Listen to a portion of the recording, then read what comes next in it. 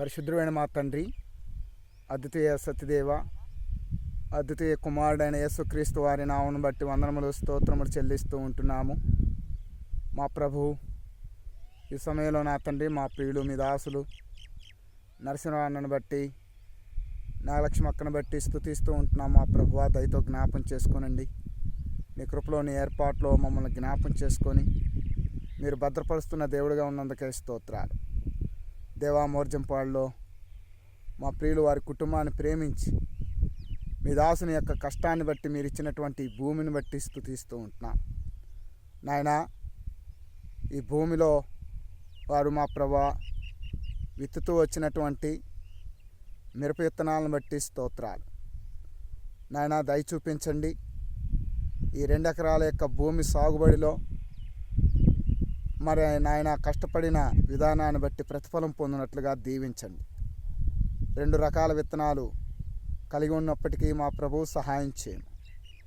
దేవా, ఎంతో పెట్టుబడితో కూడినటువంటి కష్టం ఉంది, ప్రయాసం ఉంది.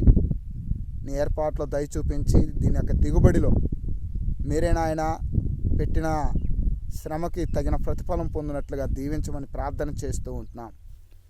అవును మా ప్రభువా, అలాగనే ఎకరం పొలం పత్తి విషయంలో కూడా విత్తనాలు వేసుకోవడానికి కృపనిచ్చినారు. దాని యొక్క ఎదుగుదలలో మీరు ఇస్తున్న కృపకై స్తోత్రాలు. దాని యొక్క దిగుబడి విషయంలో కూడా ప్రార్థిస్తూ ఉంటున్నాం, సహాయం చేయండి. ఈ విధంగా మా ప్రభువా, మీ దాసుని యొక్క కష్టమును ప్రయాసమును చూచే దేవుడవు నాయన, భూమి ఆకాశములను సమస్తమును కలగజేసిన గొప్ప దేవుడవు.